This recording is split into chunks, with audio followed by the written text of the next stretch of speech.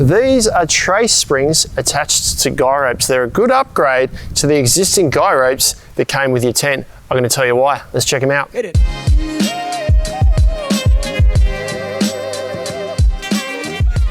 Hey guys, it's Ben from Snowy's here today with a product that's an upgrade to the existing guy ropes that came with your tent. They're called trace springs. I've got them here today. These are from Supa Peg. There's a couple of different types. Firstly, to explain the different types. This is the lightweight trace spring, which has got a lighter weight spring in it for lighter duty shelters.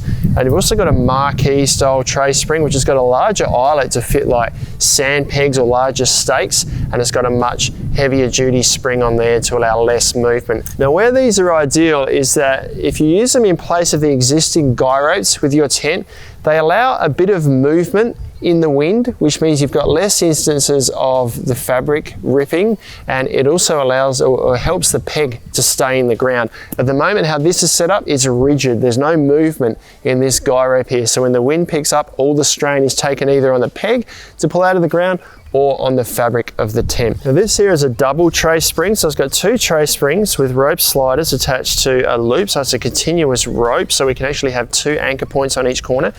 You can also get a single trace spring attached to a single guy rope, and you can just buy the trace springs by themselves, so you can attach them to your existing guy rope if you like.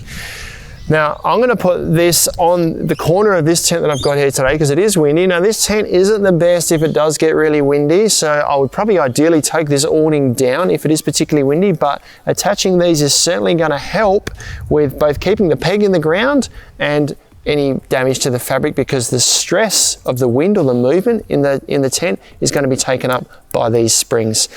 Now, the pegs that came with my tent were pretty lightweight. They're like this. So I'm going to get some heavier duty pegs.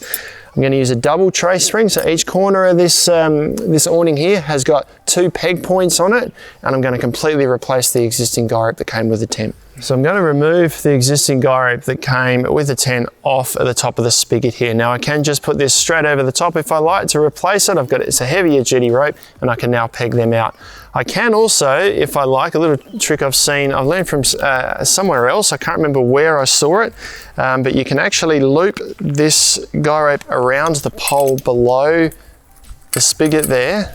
Sorry, I'm a bit tangled up here. If I loop that around like so, what this does is create a bit more down pressure on the top of the awning. Just slide this up now. Now the tension is tied around the pole here. This holds the top on, and it gives just a little bit more stability. If this moves around a lot, this doesn't end up coming off the top of the spigot. So you could do that as well if you liked. I'm just going to do a straight peg out today and see how it works. So I'll grab my pegs, put them in place. Now if I had a single guy rope and trace spring, I'd come out at about 45 degrees from the corner of the awning here. But because I've got two that I'm going to put in, I'm actually going to angle them out a little bit. There's no hard fast rule here, but just probably even spacing either side, so it gives a little bit more stability. So I've got two pegs to put in place. Now that's trace springs and guy ropes in place. Now these tensioners are really good. They're a Supa Peg tensioner.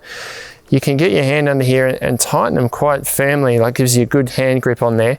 And when these pull backwards, they lock into place and create this Z in the rope, so that's not going to slip at all. Now, if we have a look at what's happening here, this has replaced what was a rigid guy rope. So there was no movement in this old guy rope here. So if the wind picked up enough and so something had to give way, either the peg's going to come out of the ground or the fabric's going to tear on the tent. With this in place, we've got this spring at the bottom here, and what's happening, if I pull on this, if the wind was to pull the tent, it springs like this. So that's keeping tension on our shelter, and it's absorbing any extra force that would otherwise be taken by the peg coming out the ground or any damage to our tent. So this is potentially a little bit of overkill for the type of tent I've got set up here today, because it's not really an ideal tent for windy conditions, but it is certainly helping absorb that force and minimizing the chance of damage to the tent or the tent falling down. It's also keeping it nice and taut. It can also be a great addition to your camp kit if you just want to set up any sort of tarp, shelter, windbreak, whatever you like. If you've got extra poles and awnings, having these in your kit is going to help you set anything up and keep it set up really well without creating any damage to the fabrics. You can grab All sorts of variants of these, the marquee springs in double and single, and also the lightweight springs in double and single online. You can also just grab the springs by themselves, so you can use them with existing guy ropes.